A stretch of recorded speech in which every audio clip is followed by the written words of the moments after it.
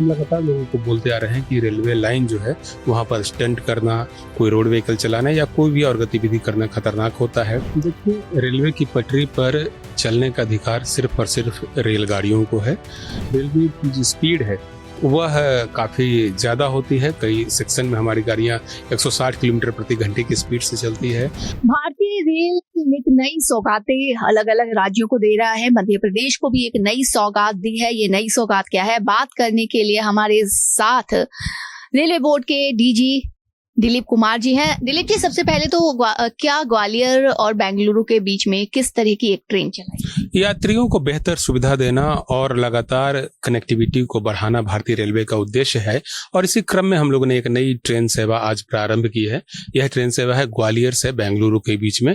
गाड़ी संख्या है 11086 जो कि ग्वालियर से चलेगी और बेंगलुरु तक जाएगी। रास्ते में जो यह ट्रेन है वह कई दूसरे स्टेशनों पर भी चलेगी। यह एक साप्ताहिक सेवा है और ये जो ट्रेन है वह हर रविवार को खुलेगी बेंगलुरु से, जबकि हर शुक्रवार को इसका परिचालन हम लोग ग्वालियर से करेंगे।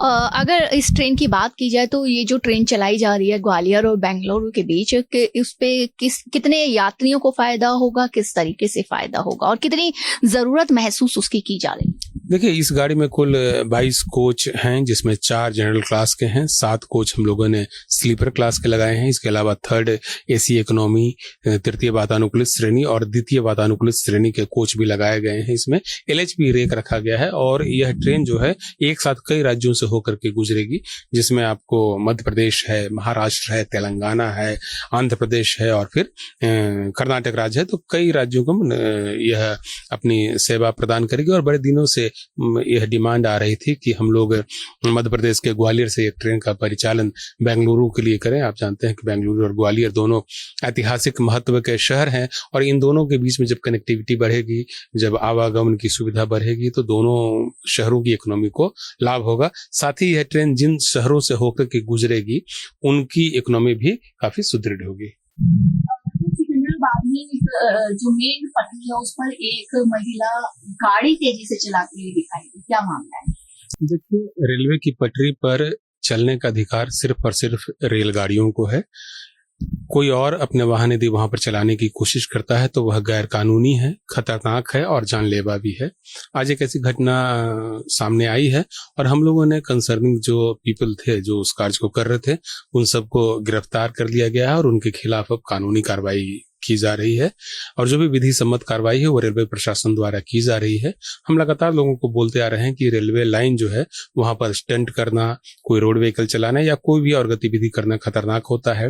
रेल बनाने की कोशिश करना भी उतना ही खतरनाक है, क्योंकि जो रेलवे की जो स्पीड है वह काफी ज्यादा होती है। कई सेक्शन में हमारी गाड़ियां 160 किलोमीटर प्रति घंटे की स्पीड से चलती है, कई सेक्शंस में 130 किलोमीटर प्रति घंटे की स्पीड से चल रही है। इसी तरह से बाकी जो दूसरे सेक्शन है वहां पर 110 किलोमीटर प्रति घंटे की स्पीड से चलती है। हर ट्रेन में 1,500 से 2,000 या कई मामलों में 2,500 तक के यात्री ट्रेवल कर रहे होते हैं, तो उनकी सेफ्टी काफी महत्वपूर्ण होती है और इसीलिए ड्राइवर यदि चाहे भी तो इमरजेंसी ब्रेक का प्रयोग करके अपनी गाड़ी को नहीं रोक पाता है, क्योंकि रेलवे का जो ब्रेकिंग डिस्टेंस होता है वह 600 मीटर से 1 किलोमीटर तक का होता है। तो ऐसे में जो लोग इस प्रकार के स्टंटबाजी करते हैं वह दुर्घटना का शिकार हो सकते हैं, उनकी जान जा सकती है और इसीलिए इस प्रकार की जो हैबिट है या इस प्रकार की जो आदत है उसको हम लगातार डिस्करेज करते रहे हैं।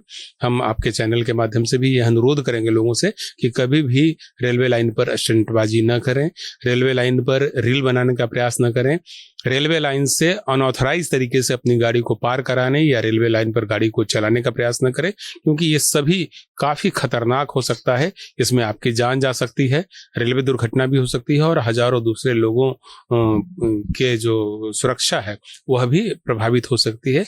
यदि रेलवे लाइन पार करना है तो सिर्फ और सिर्फ रोड ओवर ब्रिज का प्रयोग करते हुए या फिर जो हमारा मैंड LC गेट है, जो संपार फाटक है, वहां से रेलवे लाइन को पार करें और वह भी नियमों का पालन करते हुए। जीवन अनमोल है, इसकी रक्षा करना हम सभी का परम कर्तव्य है और यह तभी संभव है जब हम संरक्षा के नियमों का पालन करें।